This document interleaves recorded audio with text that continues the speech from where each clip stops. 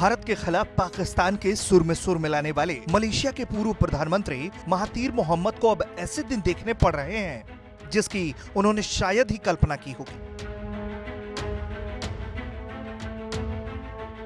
Malaysia के पूर्व प्रधानमंत्री महातीर मोहम्मद को अब उनकी ही पार्टी से निकाल दिया गया। महातीर को जिस राजनीतिक पार्टी से निकाला गया वो उसी के सह संस्थापक रहे हैं। मलेशिया के पूर्व प्रधानमंत्री महातीर कश्मीर मुद्दे और नागरिक संशोधन कानून पर भारत की तीखी आलोचना और पाकिस्तान के साथ मिलकर लगातार भारत के खिलाफ जहर उगलने को लेकर चर्चा में थे।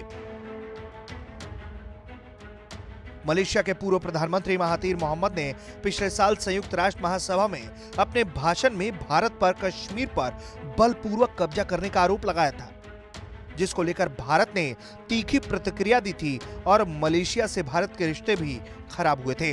भारत ने मलेशिया से खाद्य तेल के आयात पर भी प्रतिबंध लगा दिया था। हालांकि मलेशिया में सत्ता बदलने के साथ ही भारत के साथ संबंधों में भी सुधार हुआ। इसी महीने भारत ने मलेशिया से खाद्य तेल का आयात करना शुरू किया है। लेकिन अब तक मलेशिया के पूर्व प्रधानमंत्री महातीर मोहम्मद अपने ही देश और पार्टी में हाशिए पर पहुंच गए हैं।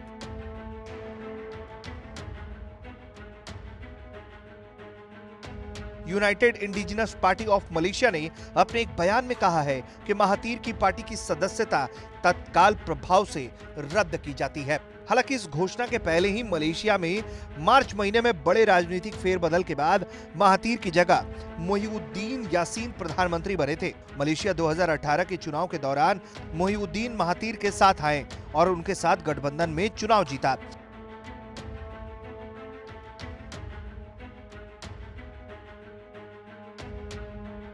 सियासी घटनाक्रम बदलने के बाद फरवरी महीने में जब महातीर को हटाया गया तो मोहिउद्दीन ने पुरानी पार्टी UMNO से फिर हाथ मिला लिया। मोहिउद्दीन की सरकार बनने के बाद से ही महातीर विरोध कर रहे हैं। उन्होंने अपने पूर्व सहयोगी मोहिउद्दीन को गद्दार तक कहा था। महातीर ने 18 मई को संसद में मोहिउद्दीन से विश्वास मत साबित करने की मांग की थी। हालांकि सदस्य बैठक में सिर्फ राजा अब्दुल्ला का संबोधन हुआ, जिसके बाद महातीर ने नाराज होकर कहा था कि मलेशिया में लोकतंत्र मर चुका है। ऐसे में पाकिस्तान समर्थक महातीर हाशिए पर जा चुके हैं और मलेशिया की नई सियासत दोबारा भारत के साथ रिश्ते मजबूत करने पर जोर दे रही है।